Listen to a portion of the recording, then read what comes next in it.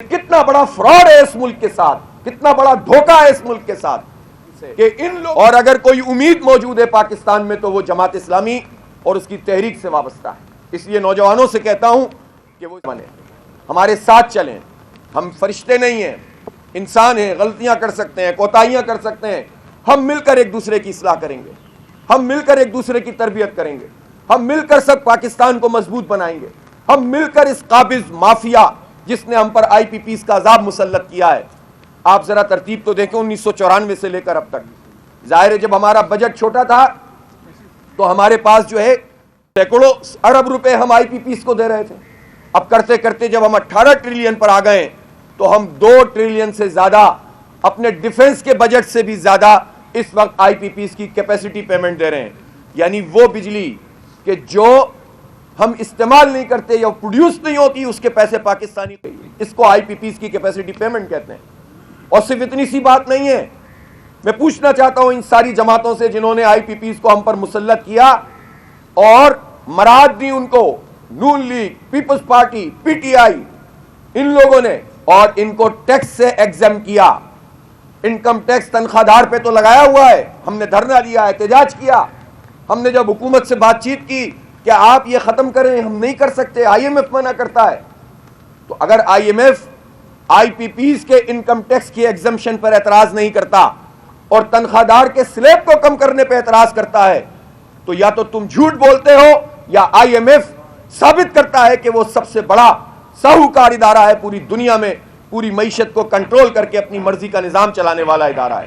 اور دونوں ہی باتیں درست ہیں، اس لیے کہ جو آئی ایم ایف کی غلامی میں گیا کبھی نجات نہیں ملی ہے اسے۔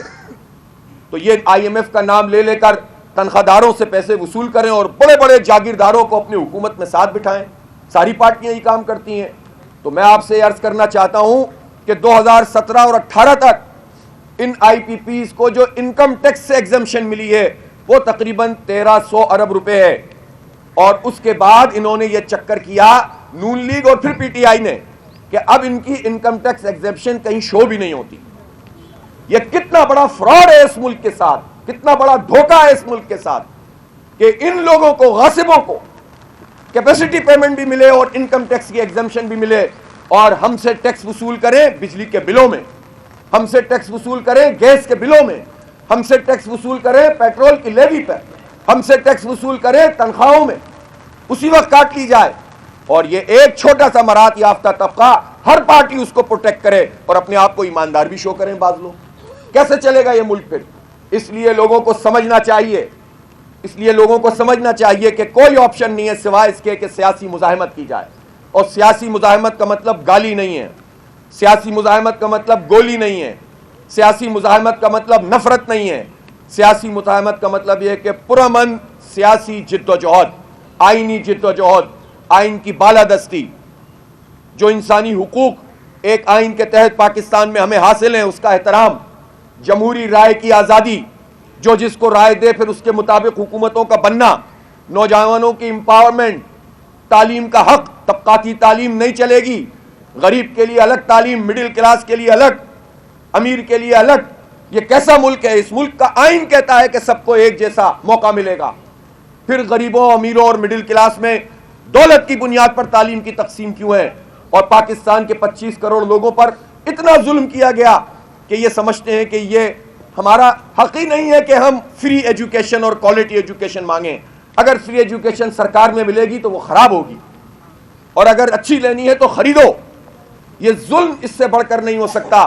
لوگوں کے دماغوں میں اس غلامی کو انہوں نے اتار دیا ہے کہ لوگ اپنا حق ہی نہیں سمجھتے کہ امیر ہو یا غریب ہر ایک کے بچے کو برابر کی تعلیم ملنی چاہیے۔ ایک نظام، ایک نصاب، ایک زبان، ایک ملک ہے یہ اس ملک کی ایک یکجہتی ہے، اس میں ایک نظام تعلیم چلے گا۔ آپ یونیورسٹیوں کا حال دیکھ لیں، ابھی مجھے پتا چلا پنجاب یونیورسٹی میں ڈبل سے بھی زیادہ فیس بڑھا دی، کراچی یونیورسٹی میں تقریباً 2 گنا زیادہ فیس بڑھا دی۔ یہ سرکاری یونیورسٹیاں ہیں۔ آئی ٹی کے ایجوکیشن نوجوانوں کے لیے سرکاری اداروں میں بھی تقریباً ناپید ہے، جبکہ آپ یہ دیکھیں کہ جو پرائیویٹ سیکٹر میں جو یونیورسٹیاں ہیں وہ کتنی مہنگی تعلیم دے رہی ہیں، چاہے وہ میڈیکل ہو، انجینئرنگ ہو یا وہ آئی ٹی ہو۔ یہ جماعت اسلامی ہے جو 45,000 نوجوانوں کو اس وقت تک पिछले 1-1.5 साल में फ्री IT कोर्सेज करा चुकी है।